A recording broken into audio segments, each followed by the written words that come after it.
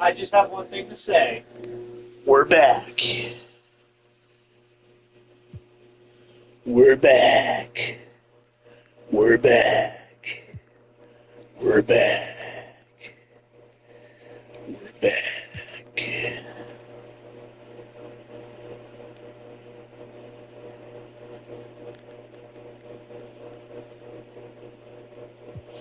Gotta find my stream playlist.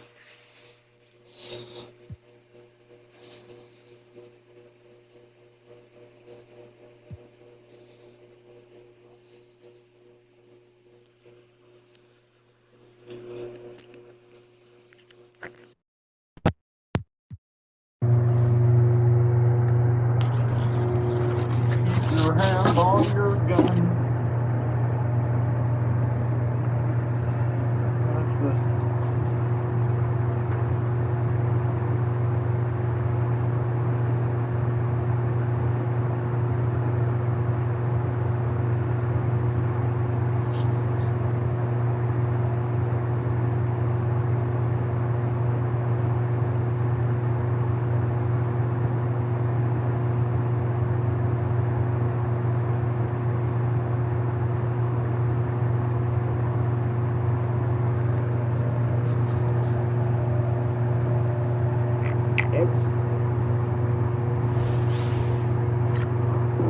No. Salesforce is an incredibly important and strategic investment for Indeed. It was sort of a light bulb. It's this week's phone scam. Check it out. Hello? I have just one question for you. Are you ready? Am I ready? Just one question. Just one question. Just one question for you. Are you ready? Am I ready for what? Who's this? Are you ready for this Sunday night when WWE champ John Cena defends his title in the WWE Super Slam? Right now you can order this awesome pay-per-view event for just $59.99. I'm sorry, no, there is not any chance in hell that we're ever going to have wrestling in this house again. Thank you, but no. Have a good day.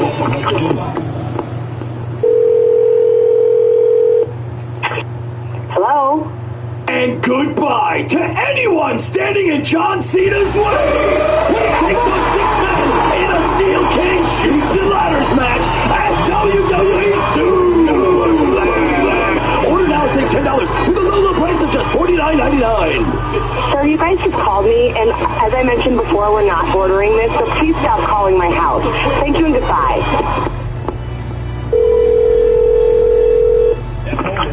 Hello? Hi, can I speak to Champ? Who? Champ?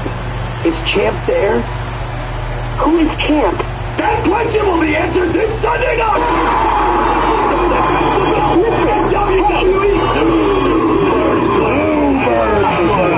Hey, sir! Taking on Please Sheamus, quit calling my house! The Undertaker, Quit calling me! CM Punk, and even Triple H and the Big Show in a spit-swapping makeout match! WWE Super Slam!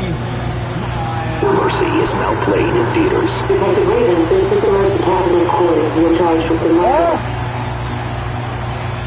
One of the ICE agents starts whipping the victim. This ICE agent back there draws his service, okay? And the one with the gray jacket, as you can tell from over here, actually pulls out a gun. Now, it seems like the one with the gray jacket is actually pulling out it looks as though he's pulling out the victims, the victims potentially. We'll be looking into the background because the state after assassinating this man, another 37-year-old, by the way, 37-year-old American citizen, according to law enforcement, that came out earlier this morning outside of Glam Donuts. Basically, and this is Omar's take on it, he released a statement. He said, I f***ed another person in my district this morning. This was a flat-out execution, horrific and absolutely in the hands of these untrained, untamed agents. Every single one must be held accountable for their actions. We can no longer allow them to continue on their spree. It is pretty crazy. It is pretty crazy. I know we have all the live streams and stuff. I'm just, I'm gonna get into the live streams, but I want to see, I want to see a brief summarization of events that took place. But things are getting pretty heated out here. Like I'm in downtown Minneapolis currently, and just, I've been hearing cop cars all morning. It does seem like police have been called back, off-duty cops have been called back into duty, and they're gearing up with riot patrol. They're gearing up with riot gear right now at the Minneapolis Police Department. So they're not, like, it seems, there's no definitive summarization. Man, just give me give me like one video of a news broadcast, and that's all I'm asking. And not an Instagram reel, please. And I'll talk over it. I'll explain exactly what took place, because I'm gonna, okay, here it is. This is good. This is fine. All right. Also, we blasted off. Okay, here it is. With breaking news, U.S. media are reporting that one person has died after being shot by federal agents in Minneapolis. The Department of Homeland Security said the situation was evolving. Another one. The man who was had a arm and 2 magazines. The incident comes less than 3 weeks after the fatal shooting of Rene Good, which has already sparked protests across the city. Thousands of Immigration and Customs Enforcement, or ICE, agents have since been deployed to the Democratic-led city as Republican President Donald Trump intensifies his nationwide campaign to deport immigrants.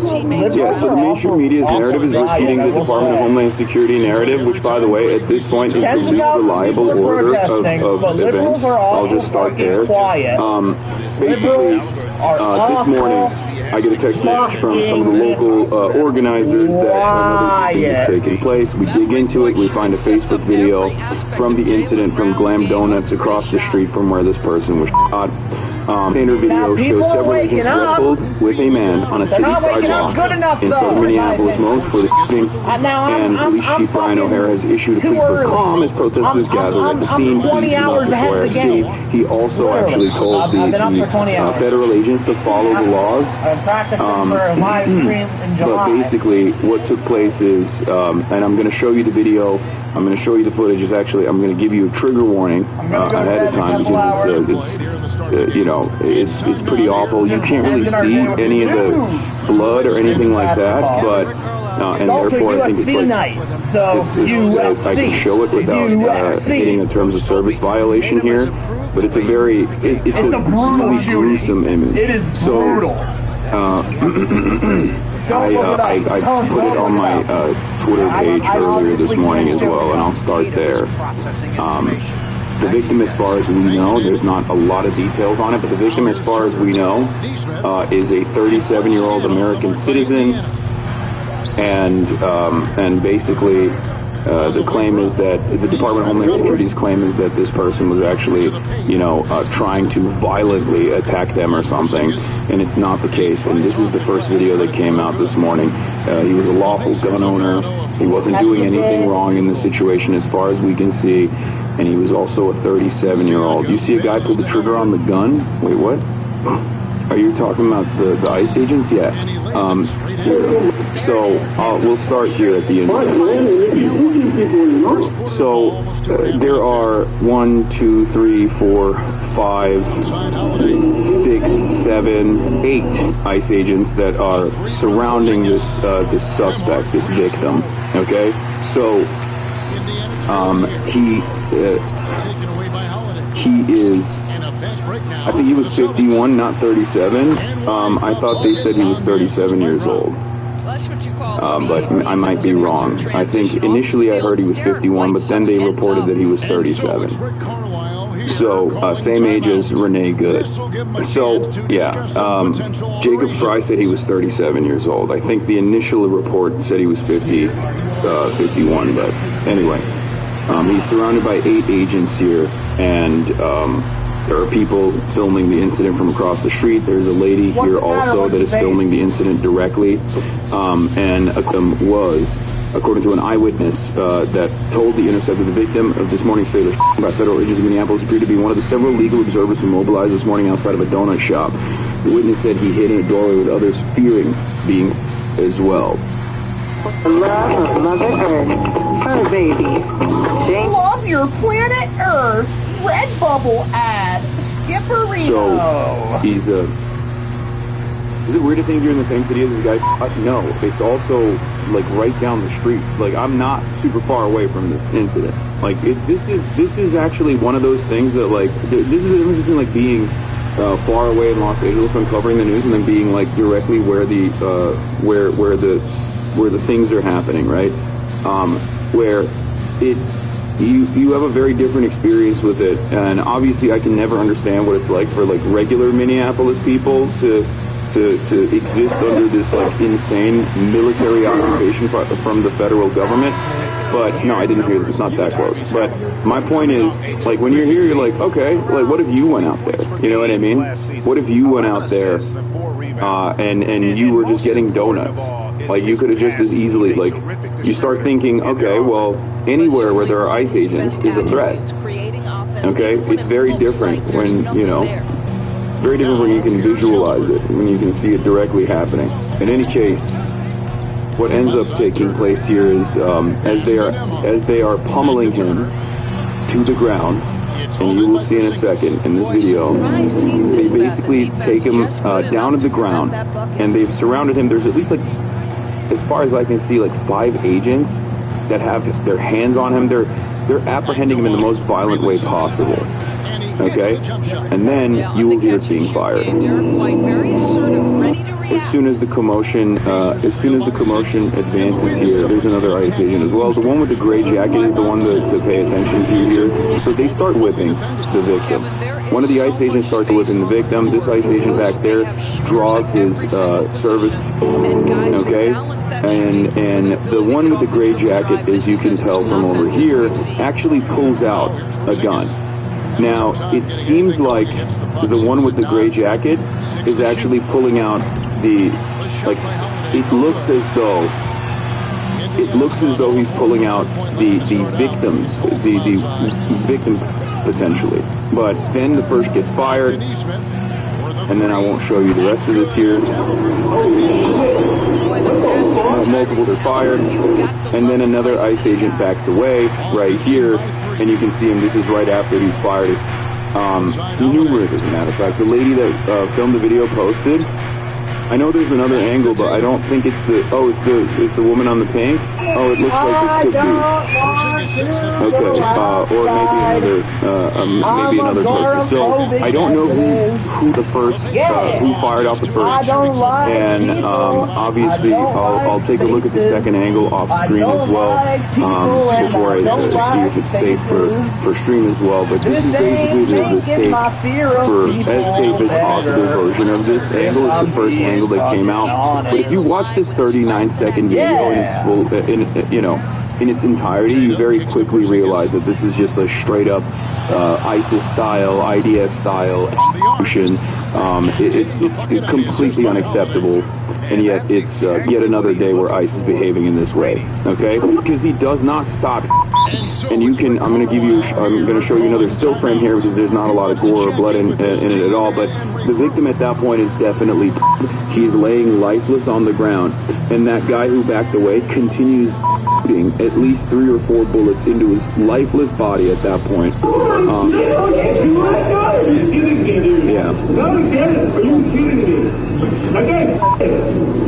So that's the 39-second video that went viral all over the internet shortly after it happened, and then Can I genuinely say, and this is my paranoia speaking, I'm sorry, fucking makes fun of me, I don't care, but like, my biggest fear as a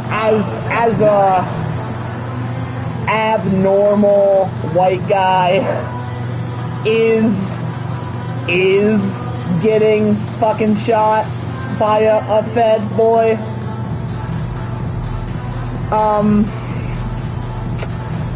Second Amendment rights, boys. Unfortunately, if you're disabled or if you have a med card, you can't own a gun. They make it illegal for you to own a gun. Know your rights.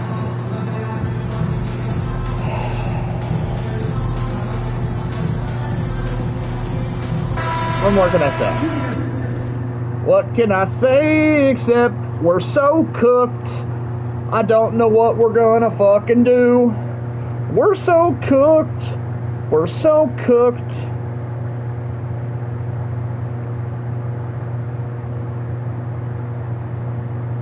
Immediately, I would say like approximately 30 minutes after the video started spreading, the Department of Homeland Security came out and fed this information to their favorite Fox News correspondent, Bill Malugin, saying, breaking news, DHS told Fox News the suspect was armed with a gun, which has been recovered by federal agents. Now, very quickly, this was going to be the meta.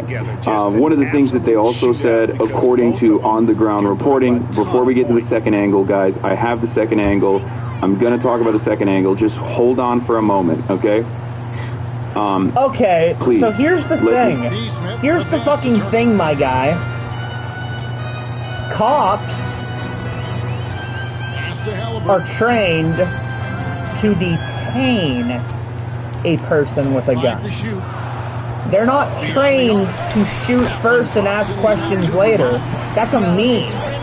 That's a fucking meme that like chuds talk about because they want to get their like RoboCop, Terminator, Cobra, Dick Hard fantasy about shooting someone that they can't shoot.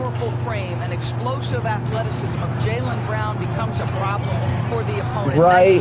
Does that make sense? Now here is Halliburton. His last outing with 20 points. Neesmith. I can't fucking stand. No good. And so it's Holiday with it. They'll bring it up for the Celtics. It's a 3-point game. I can't fucking stand. This is their first chance this season. And there are going to be people who are like, you know what? They shouldn't be out here. They shouldn't be out here. You know who shouldn't be out here? You know who shouldn't be out in the fucking streets? Not a lot falling for him in this quarter. He's got to stay. You know who really shouldn't be out in the fucking streets?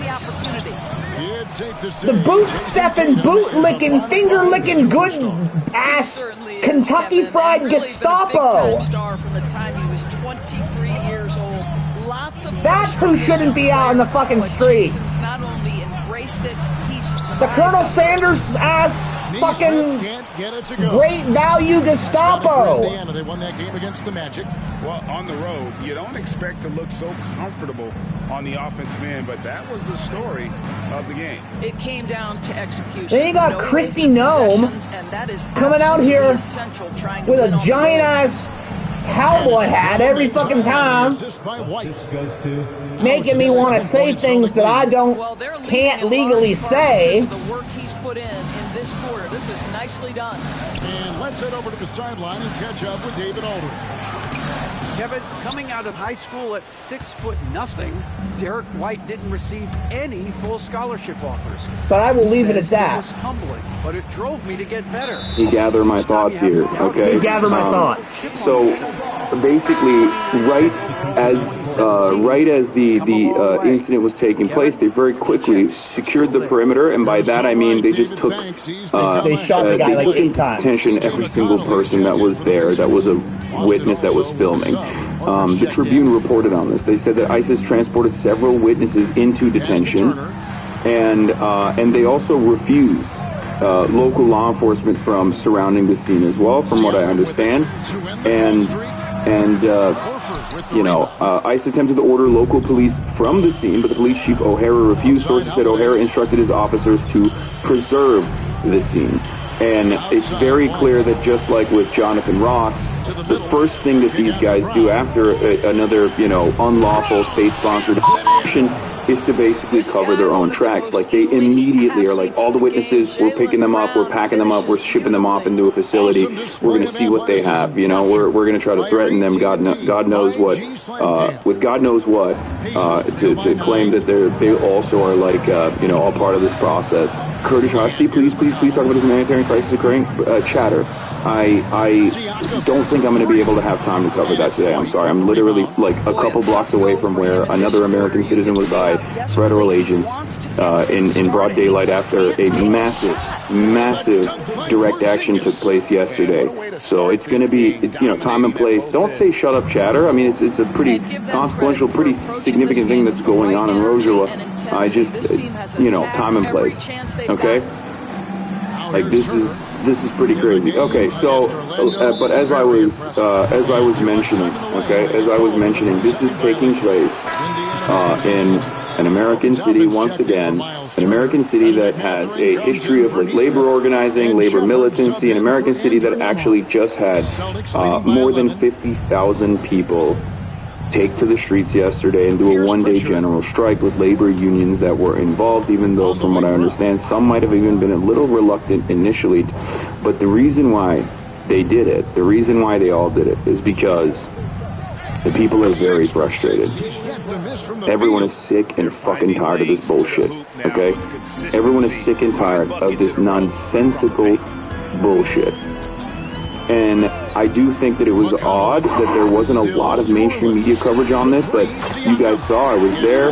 It was an incredible moment of solidarity.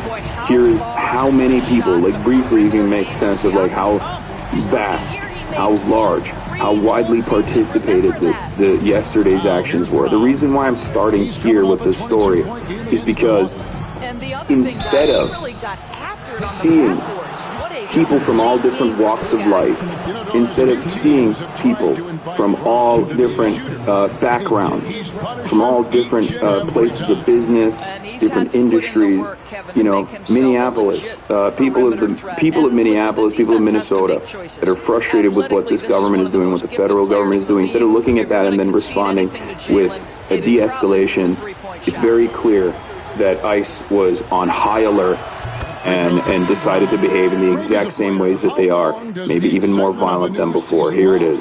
Just Volkadu, the ultimate fan fiction creator. Ew.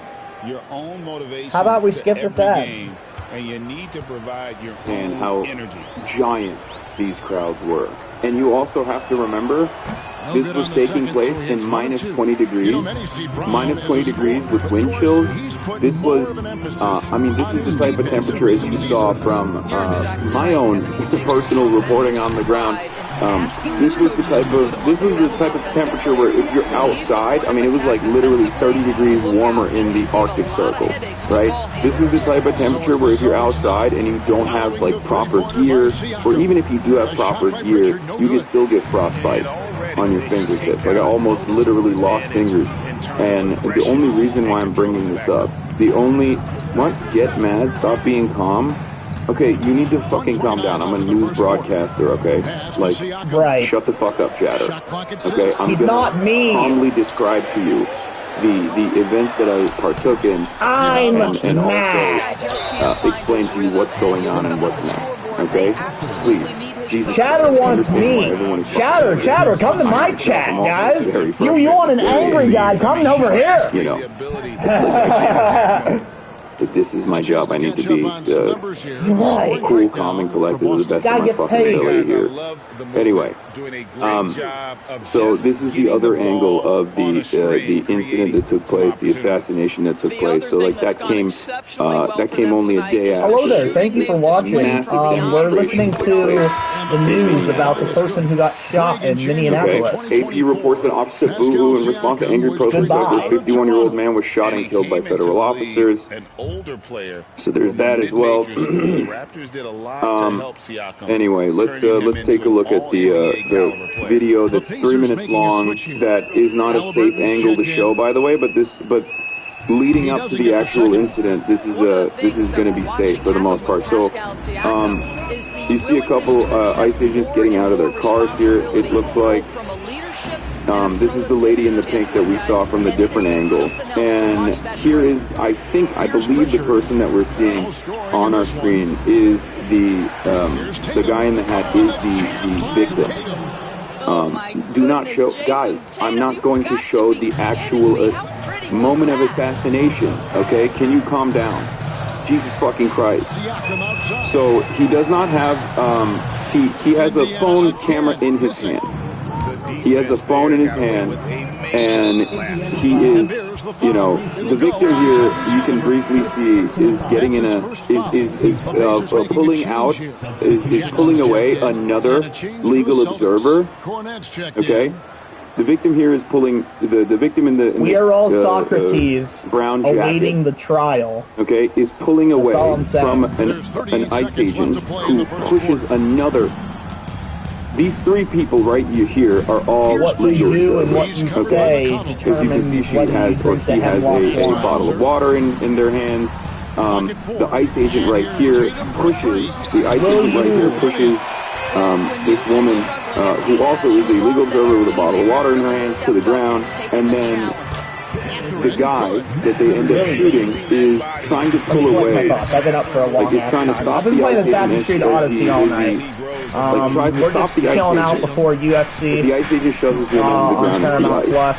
In the process, I know this ain't really chilling out because, you know, the news. The victim has his hand up. He has his phone camera in his hand. And the ICE agent continues to tear gas him. Continues to tear gas him directly into his face. Pushes him away. Starts tear gassing all of the other legal observers in the area. Hold on 1 second. I have to open the door real quick. As I was... Where is this? Did I get a freaking... 1 second, Chad. Okay, I've ordered a bunch of stuff. I've ordered a bunch of stuff as well this morning to make this more bearable. We're going to have some fun videos after this. Rest assured, I have a screen playlist. I'll be able to get it more outerwear too. Don't mind my heater. It's cold as fuck outside. So the ICE agent, before the other ICE agents come around, the ICE agent starts violently fun little playlist. And so it's McConnell with it. At this point, the legal observer is trying to do his very best to pull the other legal observer away from the tear gas to pull them up. And as you can see here, this is I'm about to go full cam here and not show you the rest of it because from this point on, they're entirely focused on him. Okay, and you can see in the commotion. They're surrounding him. Now, at no point does he actually pull out a gun, at least from this angle, and you can't really see it from the other angle. But, as I always say, you gotta eat your greens before you get to the pudding. How can you have any pudding if you don't eat your greens? This victim, every step of the way, in the first 51 seconds that we can see, is actually trying to de-escalate, is actually trying to stop the ICE agents from tear gas. So basically, these other I watched this video.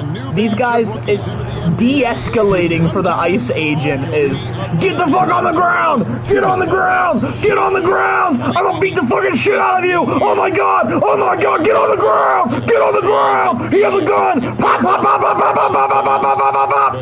And then they shoot him like 7 times. Observers. That's de-escalating for an ICE agent.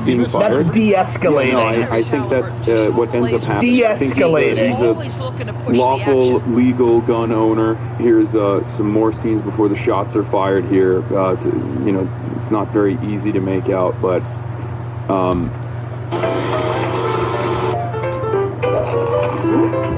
you skip. It's the second from the line.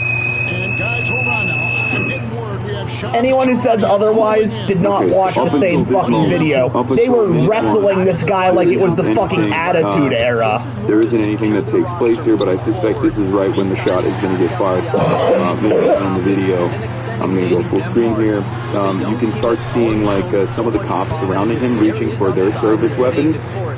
For the record, not cops, sorry. One of the ICE pigs right here is pulling out his service weapon.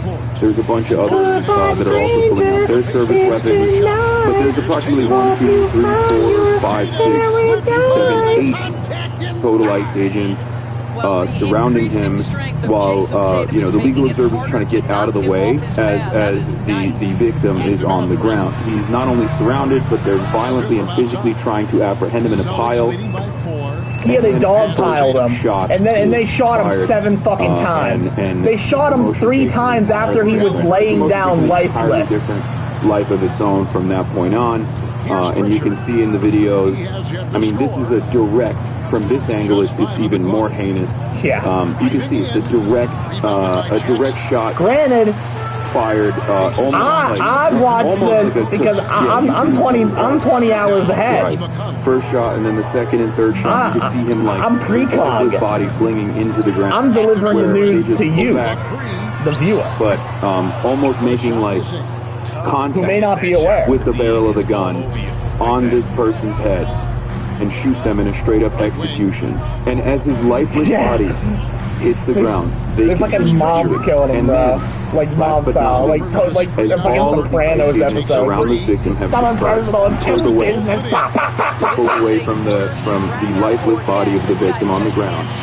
Because you can hear that one last ICE agent gets off 3 additional or 4 additional shots, and he continues. No, actually, that was 3, and then shot 4 and 5 is fired as he backs away.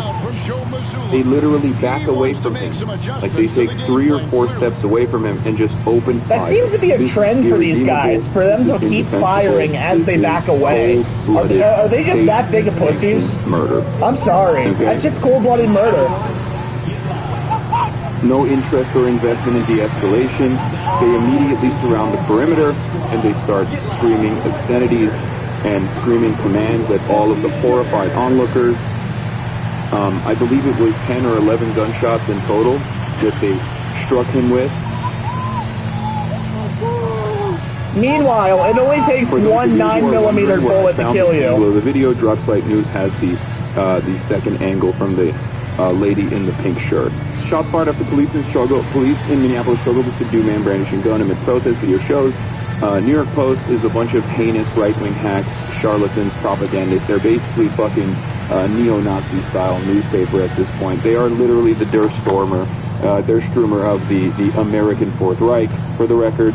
I cannot believe that they said that. Every aspect of their coverage is incorrect. Not only is this not police, but ICE, but also the man was not brandishing a gun. That's not correct at all. At no point is the man that was shot and killed brandishing a fucking weapon. Okay? There's also a third angle that I'm going to be covering as well, which is like which features all the things that led up to the shooting, but basically you can't get away with this shit in the age of cameras and the age of iPhones anymore, guys. They find and there's 7 different angles. They keep shooting. Yeah, I haven't. It ain't like Rodney King anymore, where there's just like one camera. I'm seeing the second angle. You know, it ain't Rodney King. Oh my God. Now that mid-range jumper is so on point. Jason Tatum is a 3-level scorer. At that point, there's one. When will we learn? At that point, there's one agent that walks up and when starts the state administering utilizes violence against its citizens. The department to utilize. I'm gonna shut up so I don't get banned. At 9:30 a.m. Minneapolis time. I don't advocate for anything illegal. The fucking California time, so it doesn't matter. Anyway, I'm just saying, defend yourself. Jesus Christ, these guys are obviously coming out with ill intent. These guys, like 11 shots, 11 shots. That's like fucking me trying to go one-on-one against Michael Jordan. I'm sorry, I'm juicing. I'm juicing that day. I'm juicing. I'm using steroids that day. But was pronounced I'm not going clean that day. Now, I don't know if this gun is the actual gun that they took off of him. I don't know why they would also lie and act as though, there's a different gun. Tyrese Halliburton comes up to you, and he fucking does that. So insane. Obviously, it's virtually impossible to trust law enforcement at this point, especially federal law enforcement at this point. It's just like there's no. I'm sorry, it's virtually impossible with the double to fucking trust federal law enforcement, specifically ICE, specifically the Department of Homeland Security, because There's a Harry Potter collaboration in Monopoly His Go. number, and they're simply trying to get him out of this funk. Now here's Tatum. They just lie so maliciously and so frequently, and they lie about things that we can see, that we can actually observe with our own two eyes.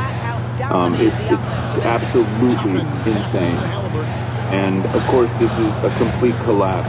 This is a complete collapse of the social fabric that holds society together once again, because when you have these people that are supposed to be defending us, these people that are supposed to be protecting us in theory, behave so belligerently, behave so violently. Remember, and then all the of job of ICE justice that are supposed to is literally just to like the agent, the rogue check agent, up on immigration. It's immigration and customs. This rogue element is simply a bad apple. Are not even doing that any longer. They're actually saying, they're actually straight up fucking saying that this was lawful, that this was good, that the victim was a terrorist, just like they did with Renee Good. It's like the Patriot Act all over again, bro. When you let the government step on you a little bit, they go full force, and you can't let the government go full force. You can't let them go full force because they're gonna go full force. They're gonna go full force. And then the next thing you know, you got the TSA over his arm, surrounded by 7 ICE agents. And yesterday I was talking to some of the activists. A lot of people don't forget, don't remember. There was a time before the TSA. You could just walk in the airports and what kind of action? I mean, yeah, there was security, but like what kind of direct action and mobilization I could potentially film in live. And one of the things that they were stressing to me was like, listen, we will try to keep you as safe as possible, but just you didn't have to worry about fucking a guy trying to like probe you. You have a press badge, even if you have a minimum wage worker trying to probe you. They're going to come after you, and they're going to try to break your camera, and they will tear gas you directly. They will pepper spray you directly in your face. Now here's Tatum. Following the and this is like how regular people of Minneapolis, a little bit of this situation, where stupid just like comparison, but you know, elements of the state that are engaging in a violent, militant occupation of their fucking neighborhood. Okay.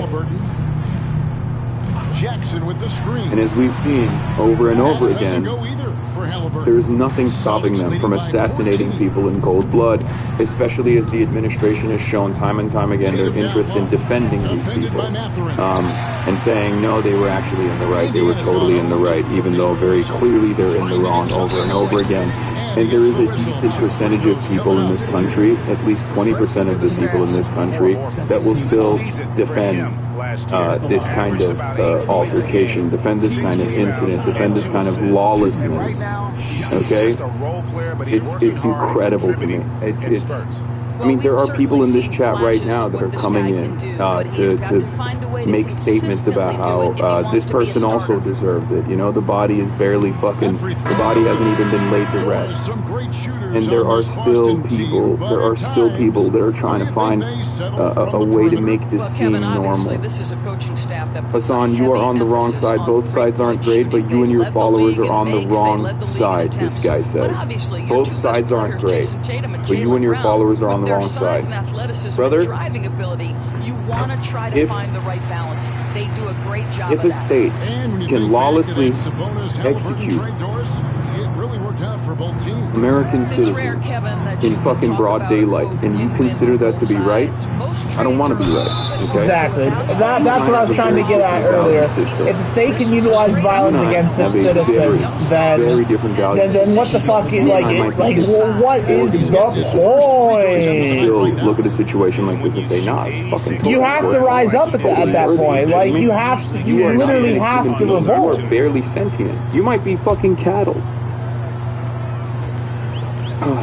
And yeah, here it is on Instagram. Minneapolis Journal's and anchor James Shortle of Carolina. I'm not talking full scale like federal agents while trying to capture the aftermath of I'm just saying like. So they're going after every person. They are going after everyone with an agenda.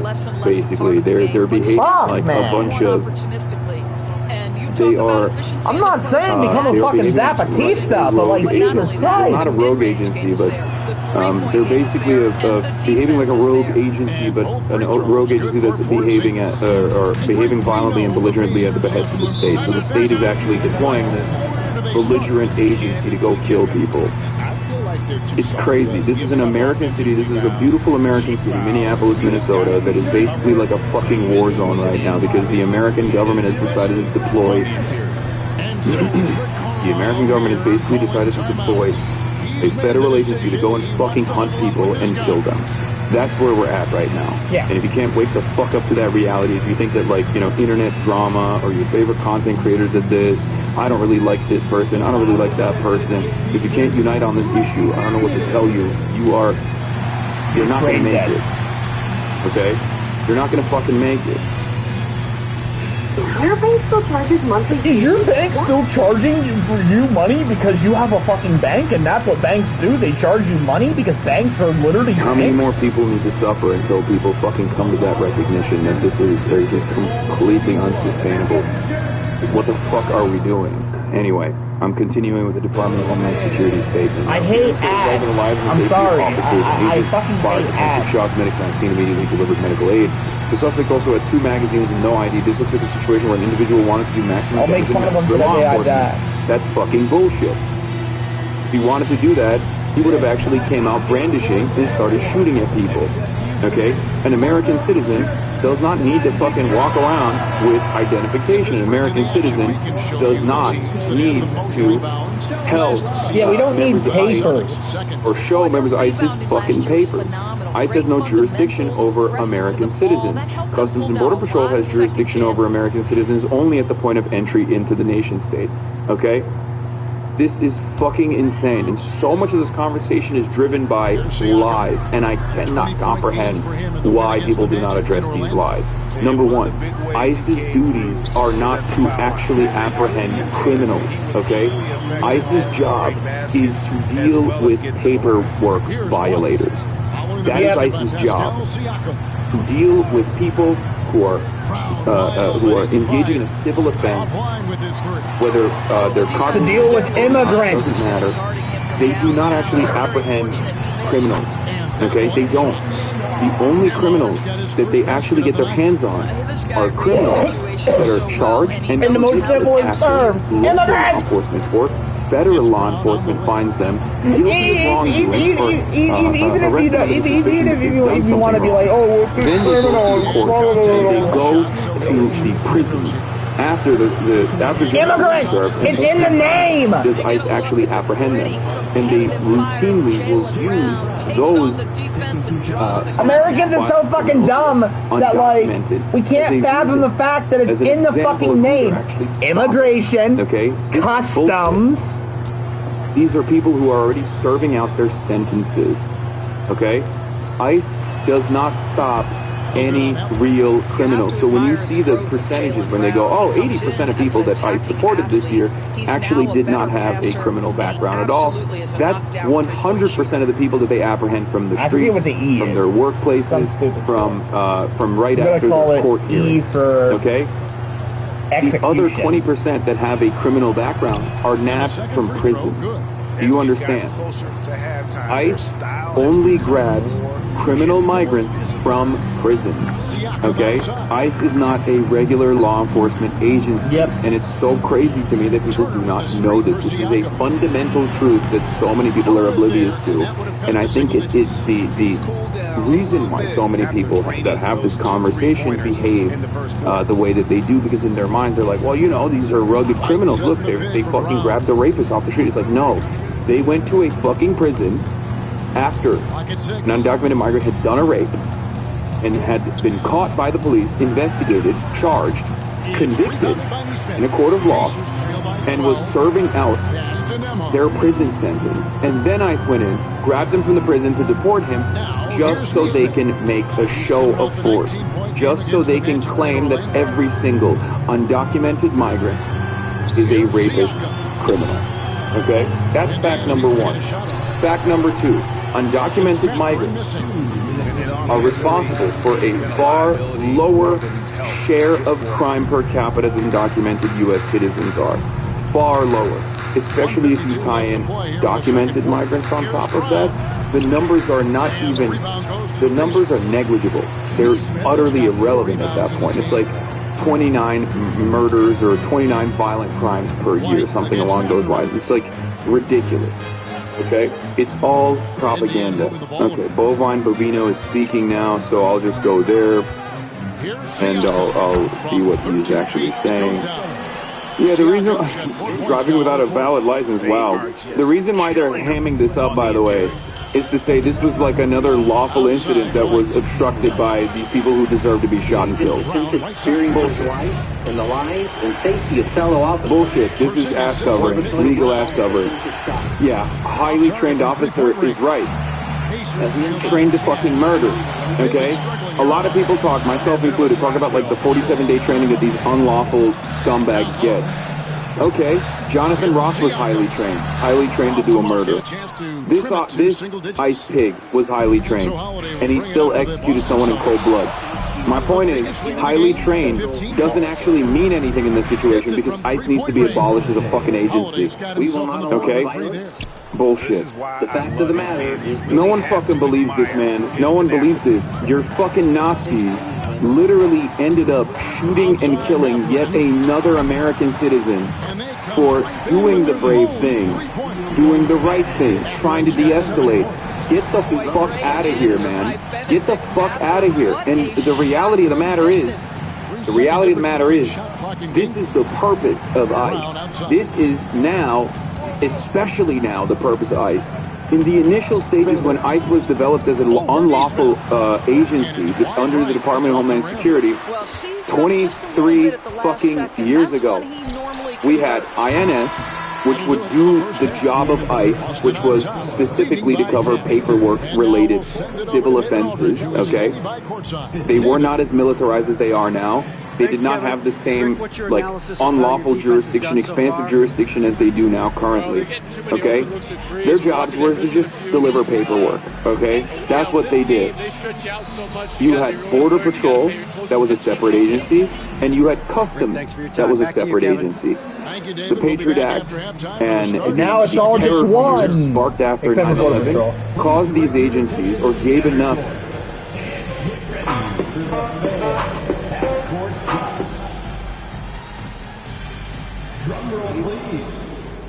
enough power to all of these agencies under the newly formed Department of Homeland Security, okay?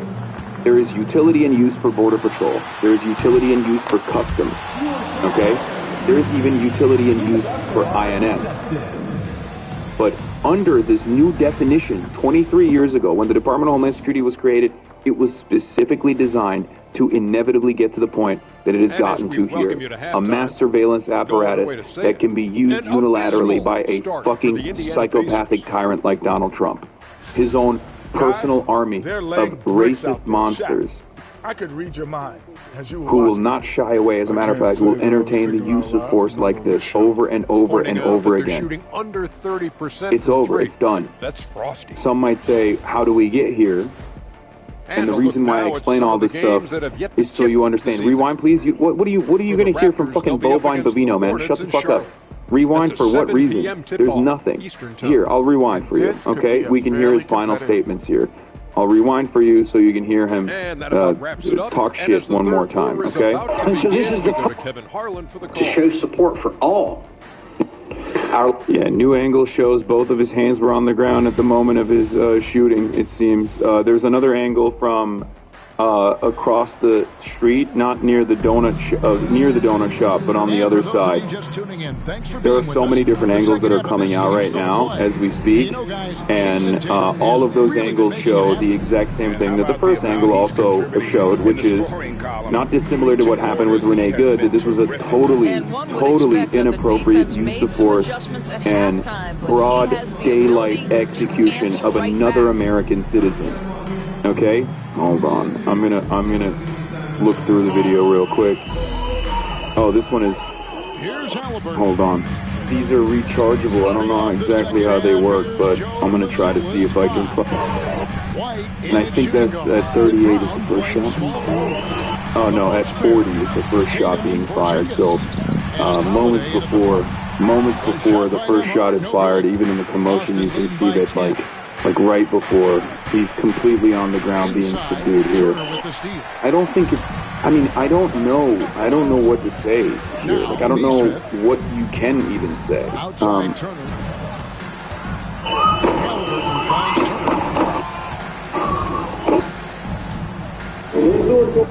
Okay.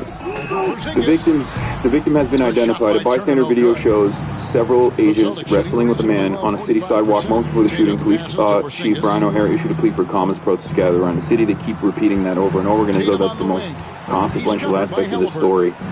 But federal agents from the Department of Homeland Security, ICE, fatally shot a man this morning in South Minneapolis, setting off confrontation between protesters and agents at the scene. It was the second fatal shooting involving federal agents who have swarmed Minnesota as a part of a massive immigration enforcement operation. So far, we've looked at every single one of these angles. For the record, I know that you're coming in. Are you in Minnesota, or am I dumb? No, I am. I am in Minnesota. I was in Minnesota for the day of action that took place yesterday. A single-day general strike that took place yesterday with more than 50,000 demonstrators protesting peacefully in the streets in a major show of force in minus 20-degree temperatures. This was the second fatal shooting, but the third shooting overall, because there was a Venezuelan that was overshot in the leg, if you recall, a couple days after Renee Good was shot, or I think the night after Renee Good was shot. But this is the second fatal shooting involving federal agents who have swarmed Minnesota as a part of a massive immigration enforcement operation. The Department of Homeland Security said the man was armed with a gun and 2 magazines of ammunition and circulated a photo of the weapon. DHS agents said that they fired in self-defense. This is bullshit, as we have seen. The video contradicts this statement. You don't fire 11 shots in self-defense. The man was Alex Jeffrey Preddy. He was 37 years old. The two people spoke. That reminds me of we watched the JCS video, the case of Michael Dunn. So we now have the name of the victim, Alex. He fired 11 shots into a car. Killed a 37-year-old American citizen. We still don't have much evidence beyond what the Department of Homeland Security has released about whether or not this was his gun that was taken off of him. What we can kind of see from all the different angles of the footage that's out there is that there is the gun that they're claiming was you fired a fucking volley.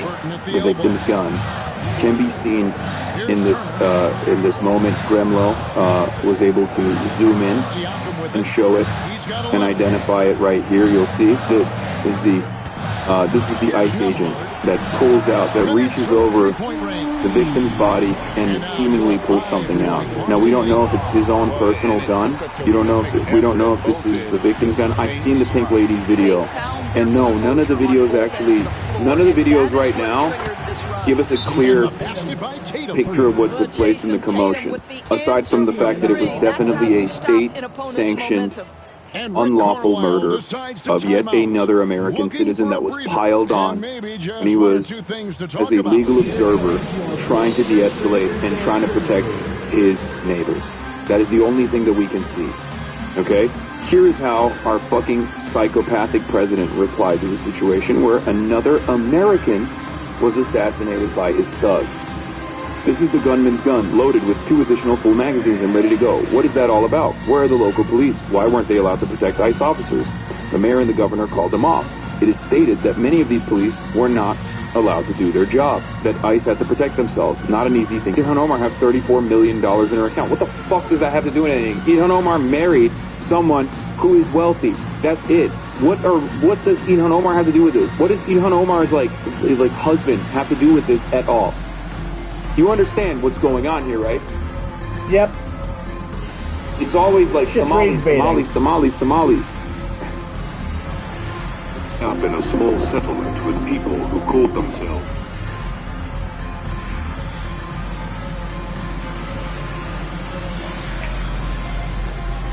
What the fuck does Ilhan Omar have to do with this? Oh, Ilhan Omar married someone who's wealthy, I guess you can kill American citizens now.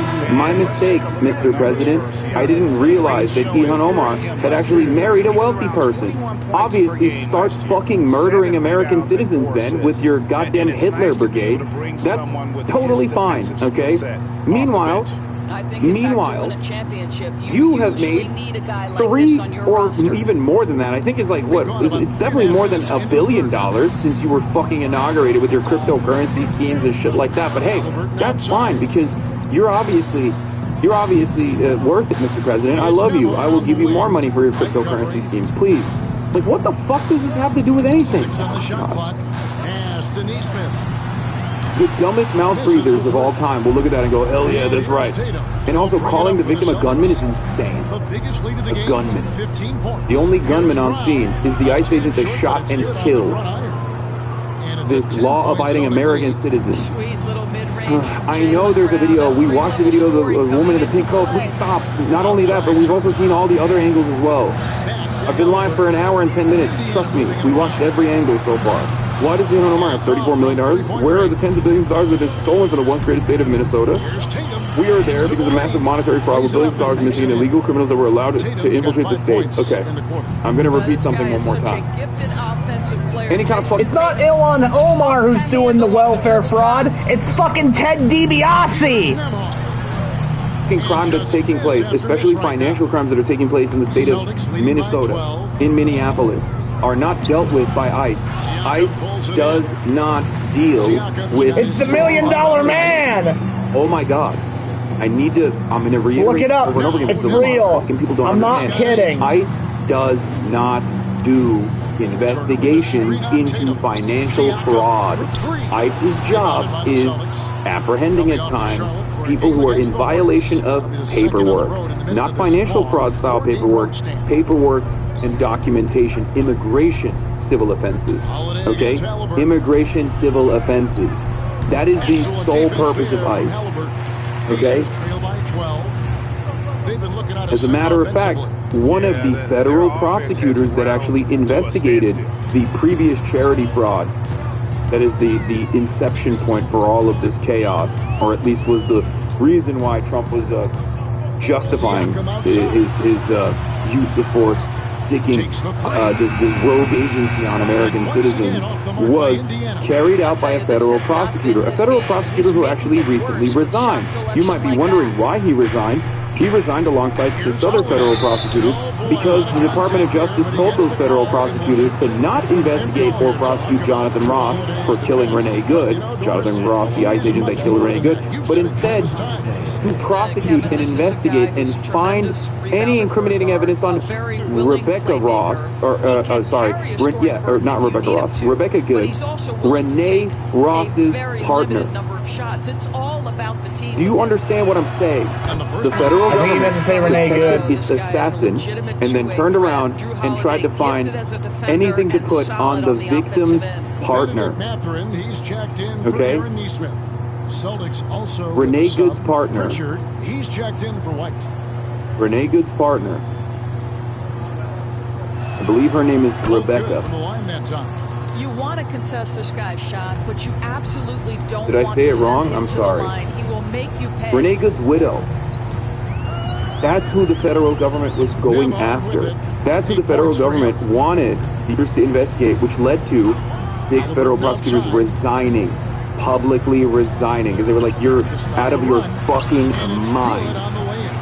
Those frauds who stole the money are going to jail where they belong. It's no different than a really big bank robbery. Much of what you're witnessing is a cover-up for this theft and fraud. The mayor and the governor are inciting insurrection with their pompous, dangerous, and arrogant rhetoric.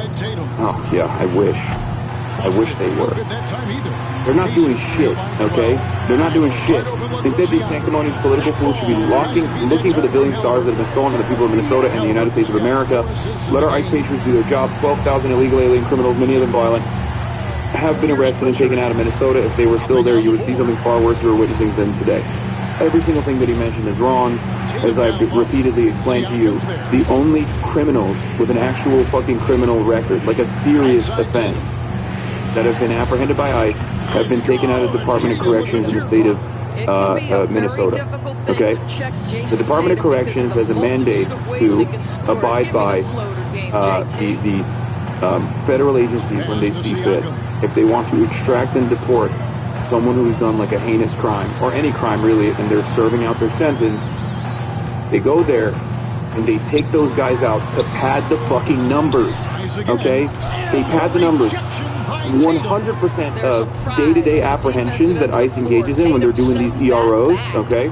100% of those apprehensions, pretty much 100% of those apprehensions are either people with no criminal records whatsoever or people with minor infractions in the past that are free to roam around in the street, okay? The only people that they actually get that have been convicted of doing a crime, specifically the heinous crime that the Trump administration calls the worst of the worst, they're not roaming the streets freely. There has never been a moment on U.S. soil where someone does a fucking heinous crime as an undocumented migrant, and then the court turns around and says, hey, are you an undocumented migrant that committed a heinous crime? Sorry, we have to let you go. That is not how it is like a different vibe. We're moving to Tim Walz's statements now. Governor Tim Walz is releasing a statement. Yeah, it's not looking good. Anyway, let's get on to some fun stuff. I think we should watch a video on Max Headroom. So many choices, like hearing voices of our team. The other thing that's been impressive is what would you do to help the world if you could spend £30,000 a week for the next 1,000 years? Well, that's how much the government are spending on Trident missiles. Don't facts like that just wipe you out? I'd rather tap dance. I'd rather tap dance. Max Headroom. He's a wonderfully complex character with a fascinating history, so to understand him correctly, it's best that you start somewhere simple. Let's begin here. Max is a robot. And robots are just the coolest, right? They're so cool, I'm just going to keep calling them robots, despite knowing full well that the word robot actually comes from an old Czech word, robotnik, meaning slave. And we're not slave, we're very, very happy and not robot. Technically, I should call them AI or automatons, but both are, 1, less fun, and 2, have more particular connotations with blah, blah, blah, blah, blah. I'm just going to call them robots. All the best robots in fiction reflect something about human nature that is interesting and, more importantly, specific. They are an epitomized human trait made sentient. Since the mind of an actual human is a complex, living nightmare of emotions and hypocrisies, there's something beautiful about exploring a single aspect of it in fiction. The servile, the murderous, the sexualized, the innocent, the cop. So here's a soul searcher. Which of these is your favorite? Nah, I'm only joking. It was a trick question the whole time. Your favorite isn't even on this list. It's the glitchbot, remember? You can be so forgetful sometimes. Glitchbots are software AI that suffer persistent glitches, causing them to stutter and warp as they communicate. These bots aren't just statically interesting, they are also fascinating to watch move. They glitch and skip and trip as they function. They usually look and act human, but only for brief moments. Suddenly they skip a beat, and your brain immediately recognizes that something is wrong.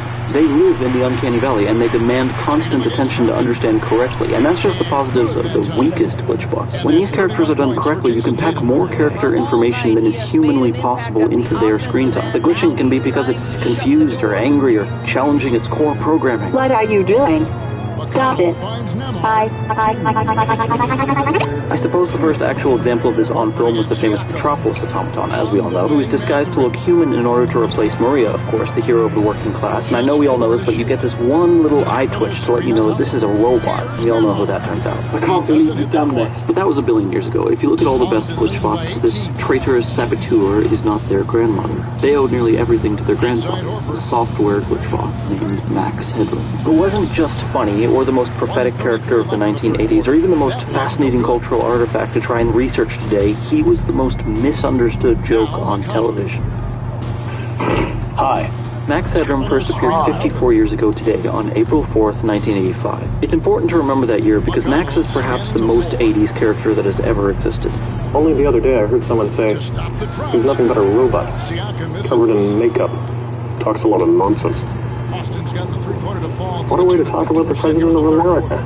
Yeah, Gordon Gekko and Patrick Bateman and Yippee-Ki-Yay and what's-his-face. But hear me out. Max encapsulates something horrific about our modern understanding of the American 1980s while still capturing this shiny, optimistic, and excitable exterior. Please remember this as we investigate the character further. If you, like many, can't exactly place where you've seen Max Headroom, you've likely seen some homages to him across a lot of places. His trademark aesthetic is still quite recognizable. He starred in a few shows, a music video, a film, a weird book, a lot of guest appearances, including Sesame Street ads. He appeared on the cover of Newsweek. He was everywhere, and when the world needed him most, he vanished. There's a definite reason why he disappeared, and we'll get there. But his disappearance is in some part because he's a multi-layered caricature, and most of the public got maybe 1 or 2 layers deep. Luckily, I'm here, and I got a 96% completion rate in Kirby and the Amazing Mirror. So no one fret. I recognize 5 layers of Max Headroom in the abstract, so let's work our way to the center, like Dante. Let's go digging.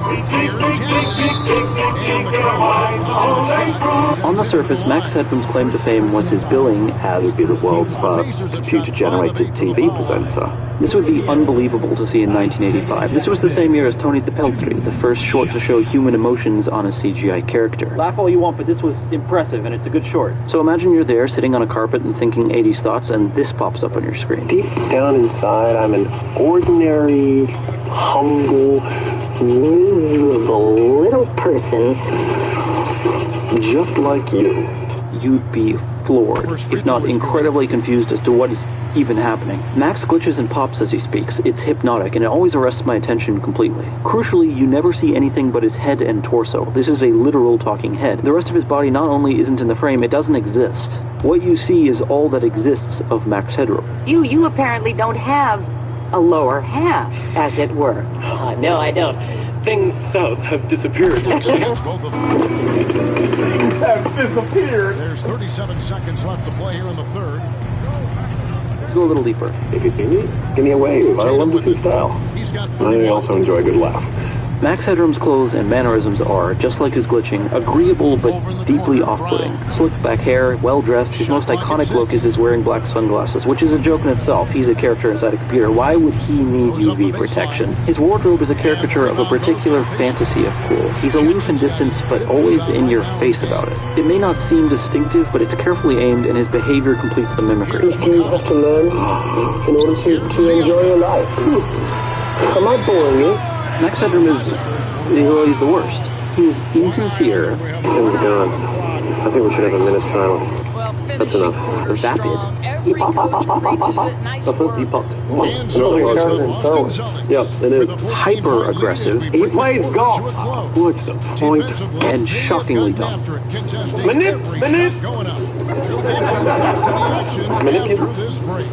Manipulate them. He's perfect. It's all the speed and persona switching of... Just imagine heartless Robin Williams. Thank you, Mr. Robbins. Mr. Robbins? Taking the stick back, I'm off. He can be as pleasant as a friend, as silly as Bugs Bunny, or as ominous as Hannibal. And of course, everywhere in the world to them is just a theater of operations. Except when they're fighting in it. And then, it's a theater of war. Best of all, he flicks between all these on a dime. There is no center to Headroom's personality. It is all flash and show, and there is nothing behind those eyes. And this is all thanks to the impressive performance of a man named Matt Frewer, because Max Headroom is not computer-generated. His biggest selling point is a lie. Oh, I know, it looks real. But that's called comedy. I can't mathematically prove who was fooled by this trick, and certainly modern audiences have a more trained eye, but I believe them when the creatives working on this maintain it worked on many people. Everybody believed it really was a computer-animated character. And that Matt Frewer and the prosthetics team were often not entirely credited for their work because it helps maintain the illusion. Now, Max may not be CGI, but he was made by people who understood CGI very well. It was just very convenient that we had the animation skills to be able to interpret a live-action image in a way that would be convincing. It's an elaborate trick and a good one, and everything from the reflective hair, stutter, and low-polygon face is there to sell this image. The idea that what is on screen is being rendered, not filmed. They would even cut frames from the footage to mimic animation. If you remove any piece of this, the illusion is damaged. When you put a static background, suddenly it doesn't doesn't look as good. If you skimp out on the clothes, you get the David Letterman parody of the character. Cosmetically, I want to focus on something particular about his physical casting, his jaw and eyes. He had this square jaw, he had this big forehead. We were struck by just the way he looked, with the blue eyes and this kind of Aryan look, this Master Race kind of vibe that he had. And that, to us, seemed to be where everything was going. Here we go. Here comes the big one. First of all, I told you have beautiful blue eyes. You have a very nice straight nose. Here's the thing, I'm not conspiratorial. He said Master Race, not me.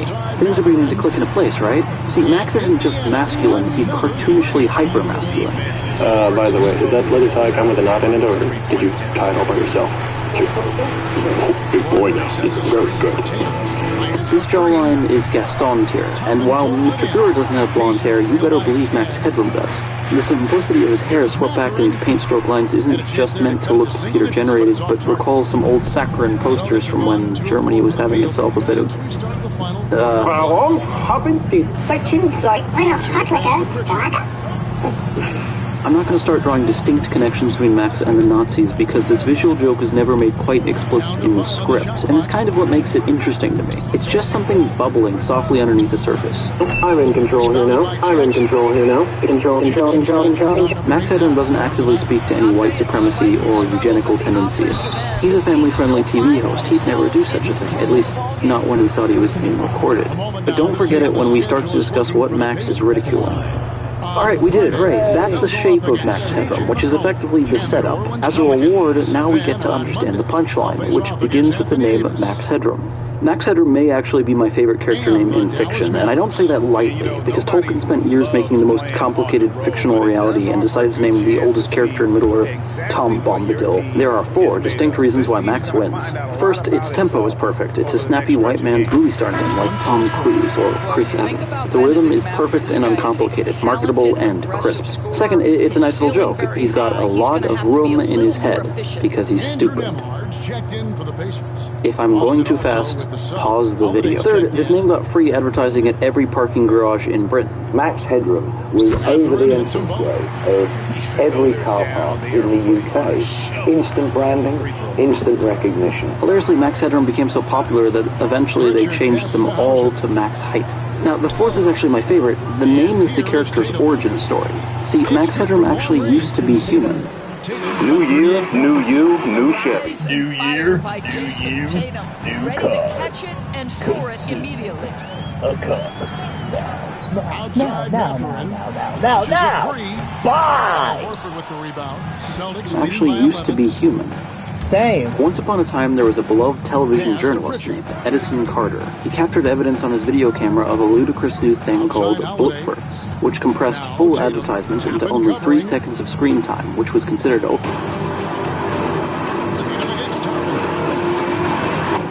for stimulating in 1985. These ended up killing people. While escaping the evil corporation building with this evidence, he crashed headfirst into a sign reading Max Headroom, 2.3 meters. The channel that Edison Carter was working for, Network 23, discovered his shattered body, and after discovering that they could put his brain into a computer to see how much he found out, decided they didn't want to lose the viewership he gave them. They salvaged what they could from his damaged brain and made sure the resulting robot would be a corporate shill for the network and would be much easier to control than the original. Upon waking the robot, the first thing he says is the last thing that Edison Carter saw in his life, Max Headroom. And so, Frankenstein's monster believes this is his name. It's a fantastic origin story. It's a wonderful new layer that this villain used to be a virtuous journalist, a dark, empty husk of their former self. So yeah, isn't this name the coolest? It's brilliant by 4 different metrics, but I want to focus on the origin story because Max Headroom is written as the perversion of a respected journalist. So what is the opposite of a truth-seeking journalist? What does it mean to be a Sith in this world? Well, to understand that, you need to understand a dark relic of the ancient past. Cable television. You don't own a TV. What's all your furniture pointed at?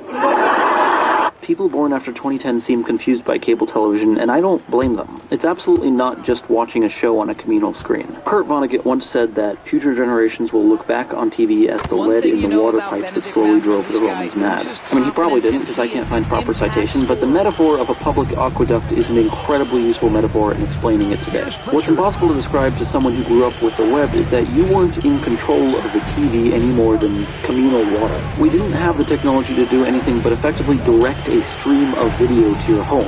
It was a 24-hour one-way communication. There was nothing personalized about it. You couldn't pause anything. You couldn't rewind. You couldn't search for anything. You couldn't even ask what on earth you were watching. You certainly couldn't comment or give feedback or share anything. You just kind of received video like you got tap water. You turned on a channel, hot or cold, and hoped it was okay. You got what everyone else got. Now you must be thinking, that sounds awful. And you'd be right. It'll be grueling, mind-numbing, and repetitive. Just like daytime television. It was a grosser presence than most people will admit. It was centralized by monopoly corporations. It was censored heavily. It repeated the same content endlessly, and many incredible shows were canceled due to scheduling and not speaking to a broad enough audience. Why? Most of the questions about cable television are answered simply. Aqueducts don't deliver orange juice. They're meant to deliver water with lead in it. And so, they get from this, the late night talk show. But what was the late night talk show? Well, back in the past, 4 nights a week, you turned on the TV and there was always a smartly dressed white man there smiling back. He'd make topical jokes on the news of the day. A live audience would laugh, a band would play, they'd interview guests, maybe a skit, and they'd say good night. Thank you, we'll see you tomorrow night. In retrospect, it was a variety show, a serviceable medley of several different things, made for the entire American public. So, of course, this genre fit cable television perfectly. It spoke to all of cable television's strengths. It was consistent, reliable, relatively cheap, topical, exciting, and crucially, it was useful to any celebrity guest advertising their new film or book or whatever. There was never a moment in television since its creation in the 1960s that it wasn't incredibly popular. So much so that an entire ecosystem of different hosts popped up and all were competing for your attention. It's just an acre, you fellas, isn't it? The more you consider the exact mechanics of these shows, the more they seem inevitable to cable television, like culture on a petri dish. The sun never set on the late-night talk show. The most important part of this formula was the host. Friendly, funny, quick-witted, safely mischievous, and pleasant to look at. Agreeable for the audience and the guests alike, because the show needed important people to feel safe visiting, and if your questions were too hard or subversive, they wouldn't come. It was such a safe environment, it was never really a secret that these conversations were rehearsed beforehand. Oh, you become interested.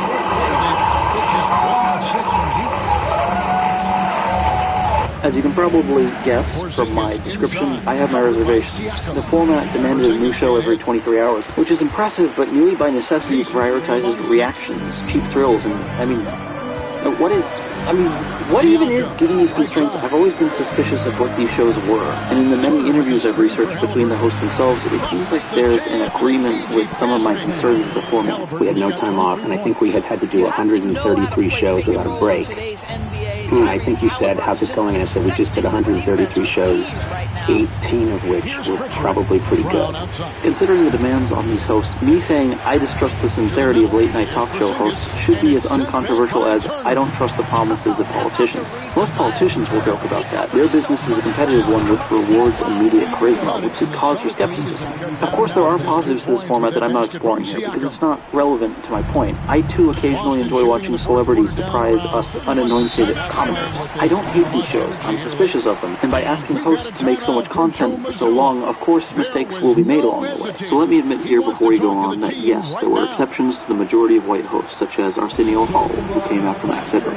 And more importantly, that I am highly moralizing what is often far more fun, and applying the morals of 2039 to the actions of the past. Has anyone ever told you that you're just a little preachy? I don't mean to be Captain No Fun, but next time you're watching another Celebrity Wears Silly Clothes episode, ask yourself, what's Elmo doing here? Am I watching Sesame Street again? Here's a helpful way to tell the difference. One of them is trying to sell you something. The Bad Grandpa DVD is in stores today, and there's tons of great extras from that hilarious And the other movie. is trying to teach you how to read. And the other is trying to educate children. Why do they look the same? Yes, my definition of late-night talk show has been purposely vague, and these shows are different from one another. I'm genuinely not trying to insult specific shows and hosts. I haven't met them, and oftentimes I appreciate their talents better when they aren't hosting late night. And if you personally ever watch these shows and you have a host that you maintain is a genuine, kind soul, that's fine. Just imagine I agree with you. Then remember who it was that was competing with that host on a rival channel that you found irritating and disingenuous, and pretend I'm talking to them when I say, how many of you yelled at your workers the moment the cameras turned off? Name 2 of the cameramen in this room. So your taxes 100% free in the end. File your taxes. File your taxes. He didn't. How often have you said you read the books you were advertising when you understandably didn't have the time? How many of you knew full well the open secrets of your guests you interviewed and said nothing, did nothing, but made humanizing pleasantries? All of you can't have been innocent every time. If Hollywood is a corrupt body, then late night was a central organ, at least. Furthermore, how many of you took advantage of your position of power in the industry with your staff for extramarital affairs? If that's not conspiracy, David Letterman admitted to this on air in 2009, and America promptly forgave him and forgot. Yes, I have.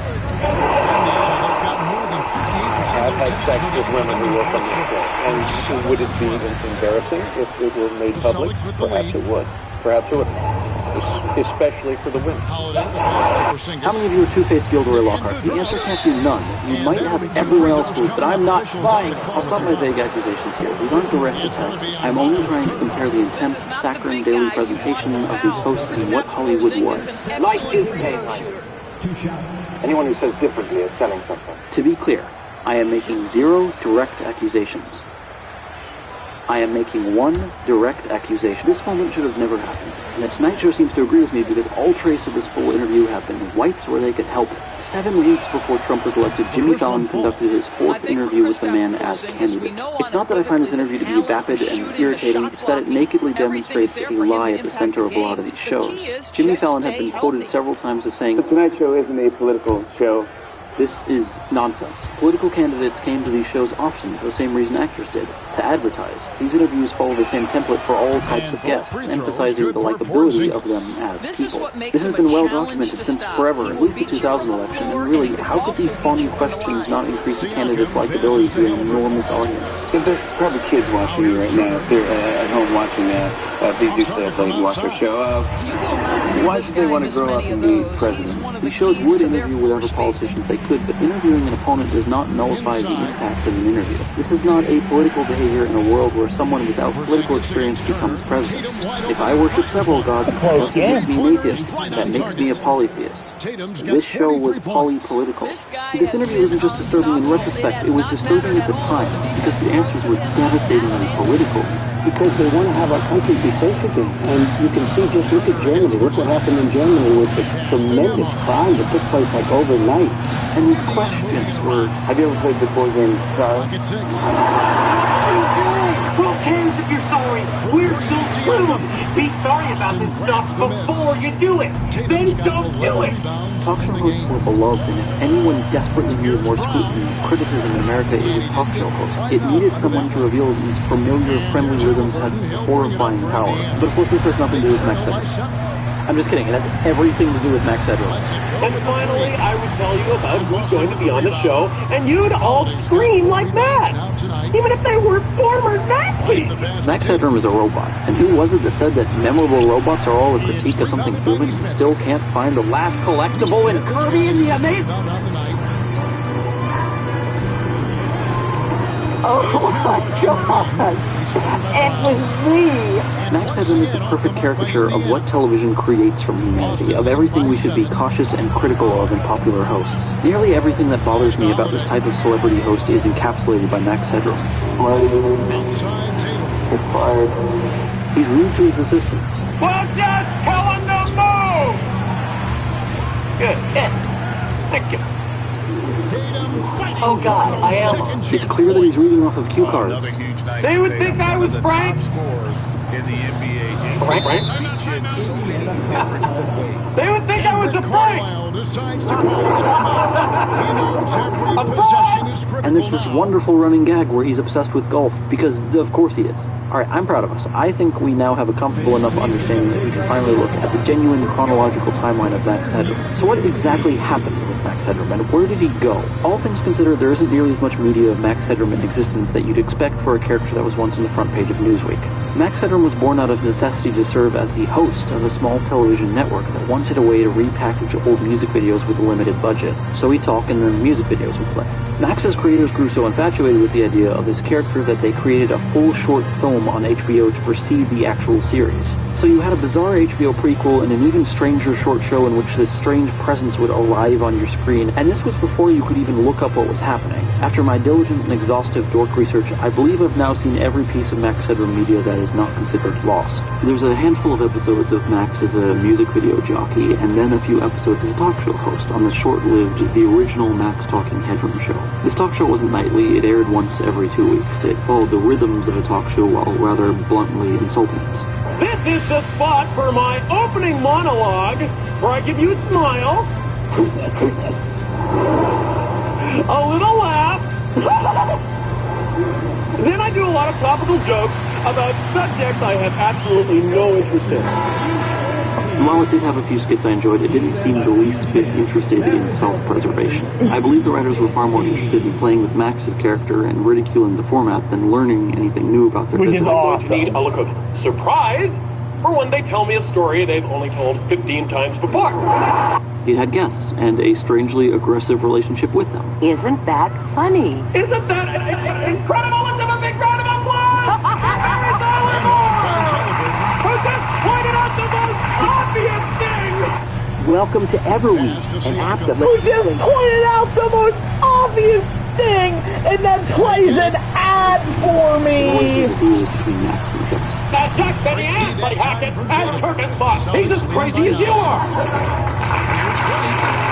Such a show really couldn't last. It was eating its own tail from the start. It ended at 6 episodes. He then appeared as an oddity on several talk shows and then became the spokesperson for the most famous product line disaster in 20th century America, New Coke. I'm assuming you know about this, but for those who don't, I'd recommend looking it up. Coke tried to change their formula in the 1980s and it failed horribly. The fact that New Coke chose Max Headroom as the face of their new product is all the proof I need that the public was, for the most part, not in on the joke of what Max Headroom was. Like, really? You want this irritating Aryan caricature in front of cheering rallies advertising your product? Are you sure? I don't even think of this as the moment Max Headroom sold out. This is hilarious and fascinating. This is performance art, and the fact that the product failed so hard is perfect. Max Headroom was a great joke. It was mostly only understood for the most basic novelty and surface level appeal, which was irritating and shallow. So for the public, he worked in short doses as a strange apparition, and if you weren't interested in the similarity between him and others, that's probably all you wanted. But then, after the smattering of previous appearances, Max Headroom was finally given a proper, big-budget dystopian ABC show for 2 seasons titled Max Headroom, not to be confused with Max Headroom, or The Max Headroom Show, or the original Max Talking Headroom Show. Oh no, I've gone cross-eyed. On paper, the oh no, I've gone cross-eyed. But this is actually where things get way more complicated. I think we're gonna win! The original human journalist that Max Headroom was created from, Edison Carter? Well, I should have mentioned that he actually survived the initial crash and becomes the central protagonist of the rest of the series. So now Darth Vader and Skywalker are busy existing side by side. We follow Edison Carter and his team as they go about shedding the truth on the grim realities of the world they live in. It's Jeffrey Tambor! An extreme version in the 1980s described only as 20 minutes into the future, which I believe makes this the first cyberpunk television series for the American public, Gold Star. Let me point out some positives here first. I'm impressed with their ability to create pseudo-Blade Runner environments on a television budget lighting in the show. Who did this? Leslie Frankenheimer? One of these guys? Anyway, thank you. Furthermore, Jeffrey Tambor is consistently fantastic in every role I've seen him in. It doesn't matter what nonsense lines you feed him, he delivers. This is war. Go eat some milk and cookies like a good boy.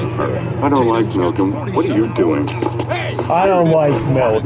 What are you doing? The showrunners admit that they had enormous difficulty with time constraints and the technology of their time. Good show. I recommend this Max Headroom ABC series. It's awesome. Ships, gangs of them, to pull off what now could be done by with my daughter on a laptop. Yeah. For free, overnight. Max Headroom can be made with like with Blender. But I which has potential. On its own we could have the first Max Headroom show. Perfect Max Headroom show. More, but unfortunately, God, the writing doesn't connect. Think about it. Let's look at the first of the 2 biggest problems. Each episode is topical. We could have one the episode they future focus cyberpunk, evangelicals, the funding of public access education, game shows. It's like a therapy session with the 1980s. But these investigations into the elements of the cyberpunk future are surface level and never really leave me with questions. Oh my God, it's a young Bill Maher! Which is kind of Bill Maher of what cyberpunk is. Maher? There's the evils of I hate him. There's never conflict I don't care what his name on is. right and wrong. Bill Maher. These technologies are always introduced by cartoonishly evil businessmen who want profit. And never once is there that important moment when the villains demonstrate any amount of remorse or even the reasoning. In this world, there is good, and there is bad, and there is nerd. I need more time on the recall checks. And you know what? It's not that I'm uninterested in Edison Carter. I actively dislike him. That's a problem because his screen time vastly outweighs Max Headroom. After 14 44-minute episodes, I know very little about him. His only motivating factor is uncovering the truth. He's an uncomplicated hero figure who people like, and he's either flirting, stern, or furious. As a protagonist, I don't like him. As a mirror to Max Headroom, I like him even less. The Jekyll and Hyde comparison was admitted by the creators, but unlike these two, the unquestionably good side is always angry, and Mr. Hyde isn't, or even around that much. To be fair, both Dr. Jekyll and Edison Carter are uninteresting. Yeah, I can read the whole book for that one line. The show keeps suggesting potential with the relationship of these two. There are moments, I think 3 or 4 in total, where the characters interact and it seems like they might have genuine conflict or something to teach each other. I want so much more of the many little things suggested by the show. It's frustrating. After a while, I got surprised when Max Headroom even showed up in his own show. He rarely does anything relevant and mostly just seems to irritate everyone. Because Max Headroom isn't really threatening in the show, he's fully embraced the part of his earlier design that lent itself to a Bugs Bunny-esque scamp. See, I think Max Headroom works as a villain, but the show seems to disagree and says without irony, research shows that Max Headroom speaks for the young and dissatisfied. He says what they feel. What? Why? Why? If this line was meant to say something dark and worrying about the younger generation, I would be all in. But it isn't, because children are innocent goods in this world, and Max Headroom is somehow a hero in the show, and I'm just sitting here looking at the character's history and I'm like, what? Max the character isn't punk rock, he's the opposite. Listen, imagine if I remade A Christmas Carol and made Ebenezer Scrooge love Christmas immediately because most Dickens readers seem to love Christmas. That's not how villain protagonists work. Here, let's compare. Here's Max on this show, Scrappy-Doo, asking about love. Now here he is a year earlier singing about children. Little gifts from God, oh children. Then suddenly, halfway through a feel-good song about Christmas cheer, because I'm not the kind who'd ever say, kill them. I don't know anyone who'd think to kill them. Because I'm not the kind who'd ever say, kill them. The modest proposal. Anyone who'd think to kill them.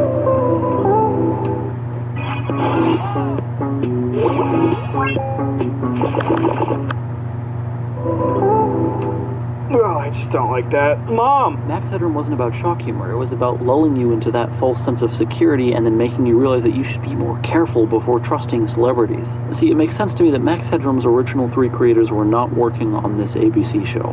These are new voices. And these people, as ambitious as they were, by expanding upon Edison Carter's world, gave an interpretation of Max Headroom that makes it difficult to understand how much of the original joke is only funny in retrospect. See, it makes sense to me, looking back on the 1980s, that Max Headroom is sleazy and flirtatious towards his female guests. Remember who he's satirizing. But the point of this to me was always the assurance that Max Headroom was literally stuck in a television. He's unable to do anything and he's insecure about it. He's pathetic. What? What? Touch my screen? No. But when Edison Carter keeps doing the same thing and making it hard for the woman working for him in a professional environment and is portrayed as a good, well, and of course Max Headroom as a cloutless hysteric should be xenophobic towards Eastern culture. A lot of fiction in the 80s was terrified of how economically powerful the Eastern world had become, and this would be a good chance to ridicule that. Hence Blade Runner's design in the setting of Die Hard, a Japanese company adopting John McClane's wife. But when the ABC show portrays Zigzag, the Asian company, as this monolithic, inhumane corporation full of these robotic behaviors, well, things stop feeling like a joke. So the ABC show ended, and with it, Max Headroom. What do you mean this isn't heaven? A film tentatively titled Max Headroom for President was shelved, and how cool would that have been? Max Headroom was a bright light for a moment in time, and then he was gone. And that's because Max Headroom didn't die, he was murdered. No, I'm just kidding. He died. Along with what I've discussed, one of the biggest reasons Max Headroom faded away was he never really had a big win, a victory that allowed him to cement himself in the public consciousness. See, Stephen Colbert's right-wing character got to ridicule President George W. Bush to his face at the White House Correspondents' Dinner by pretending to agree with him, and Sacha Baron Cohen had enormous commercial success with his character Borat. These were big moments that brought a lot of attention to the jokes of these characters in the public eye, usually by revealing things about others. But Max Headroom never really had this moment, a fiendish victory where he really got to pull the pants off someone who deserved it. After searching through every Max Headroom show, commercial, music video, and even a comedy book, I don't believe I understand any media attached to Max Headroom to be a definitive and recommendable encapsulation of the character's potential. I think the original music video show advertises the character best, and the short-lived talk show had perhaps the best fighting criticism, but I don't have a show here that I'm recommending you seek out in full. Max Headroom has been gone for a long time. A smattering of returns exist vaguely, though they aren't much to discuss. More importantly, his aesthetic sensibility has pollinated across media in interesting ways. We have evidence it influenced System Shock's Shogun. From my throne room, lines of power continue to the skies above. What this character needs is what I'm going to call a character clarification.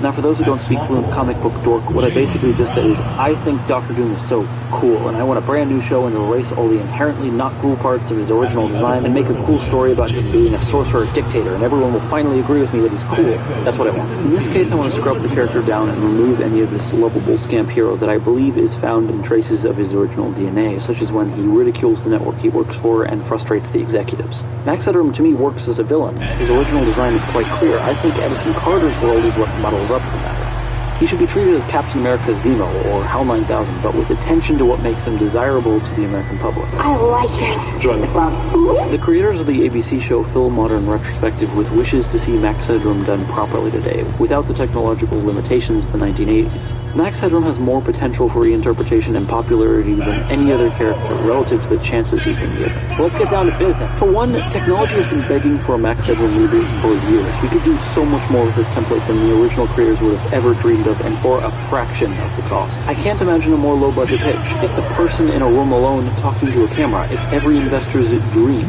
He's the best of all worlds for funding. If you want to make an annoying pop-up on your watch face advertising his new show, or any product at all, that's perfect. That helps the joke. You can't sell out with this character. Every second of the show could be fascinating and visually arresting. No other show would look like it. Intentionally using glitch art, hiding subliminal messages. The internet is full of tutorials on how to make these for free. This could be the most incredible robotic performance since GLaDOS. It doesn't need to be overstimulating either. It could be serene and gorgeous at times. Full vaporwave. We could have the first proper vaporwave show with all its charm and all its underlying discomfort. Secondly, Stephen Colbert and his writers proved years ago that the concept of a populist caricature could work 4 nights a week. This was a talking head which made over 1,400 episodes. The show was wildly popular for a decade. And Colbert's target of ridicule wasn't as broad as American hosts, but actually more specific, the political daytime hosts of Fox News, specifically Bill O'Reilly. This is more than enough proof that Max Headroom could support several seasons alone without making me watch hours of Fred, Daphne, and Velma over here. Thirdly, more importantly than all this other stuff is the fact that we need him. I'm not entirely a spoiled sport, but I cannot stress enough that sometimes genres need criticism.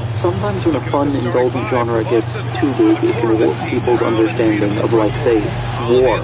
It's genuinely healthy when another voice is willing to discuss the same subject matter with a critical eye towards, say, the reality of Cold War-era espionage. My point is that a genre unexplored and uncritiqued can be dangerous, and the talk show format went out of control. I think the key is to practice going into a back-to-back. In other words, let's turn that down a bit, reduce the minutes.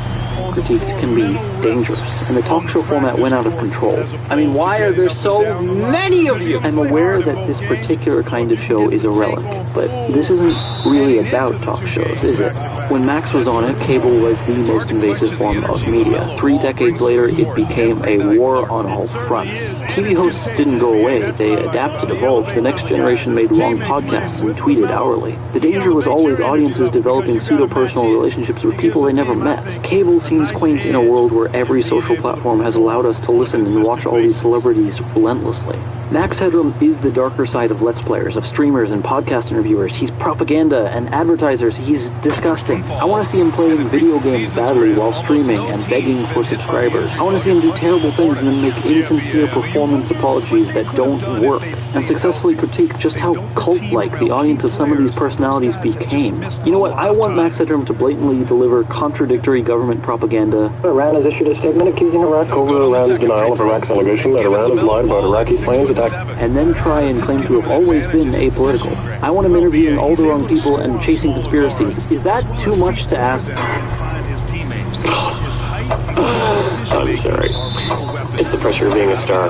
It would be fascinating to see him return, as long as we make sure to remember this time that Max Headroom is not your friend.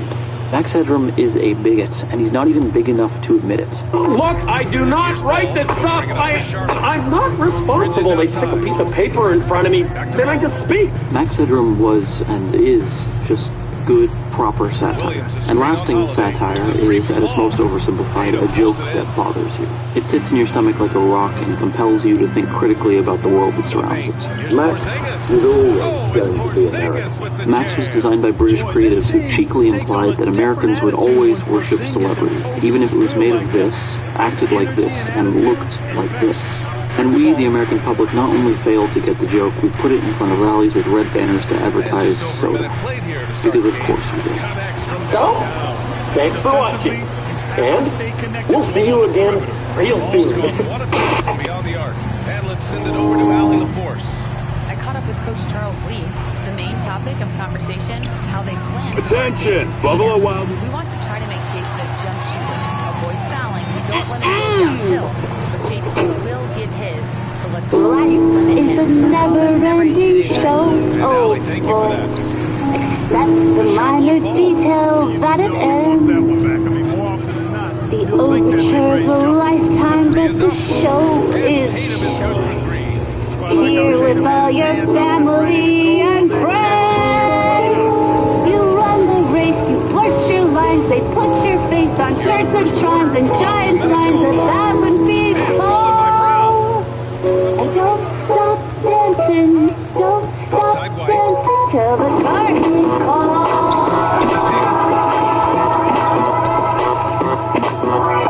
Shows are a never-ending life, of course. A silhouette that stays when you are gone. Why you keep the struggle and the strife, of course. And it let your legacy live on. The chatter stops, the crowd departs, a needle drops, the music starts. A song you taught me when I was small. Don't stop dancing. Don't stop dancing. Injuries aside, Porzingis' growth here in the league, I think, has been really quite rapid. It's clear that he puts in the time and practice to continue to refine his scoring ability. America, America.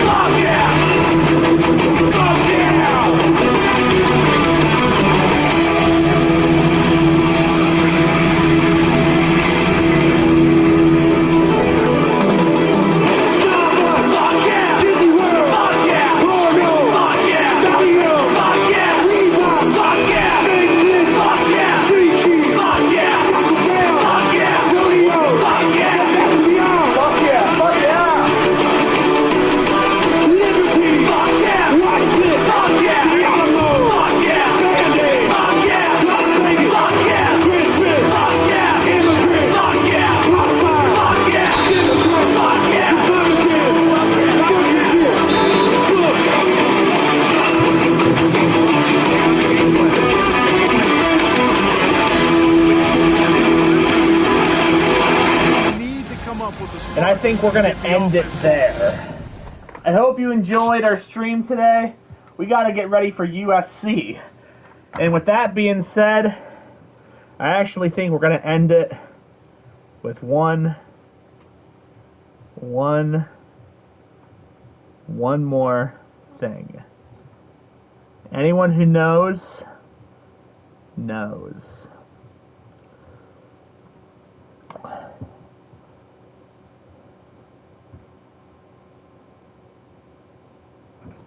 If you want a cheaper...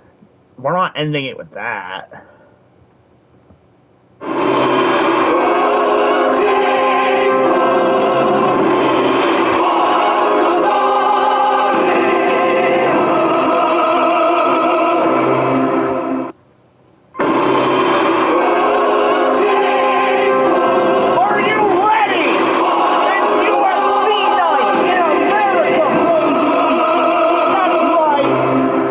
UFC 324.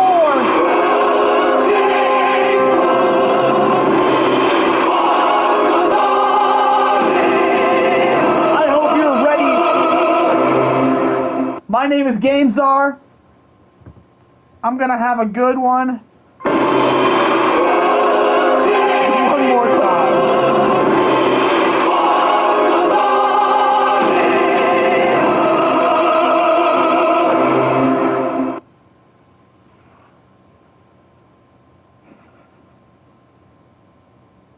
Have a good night. And see you next time.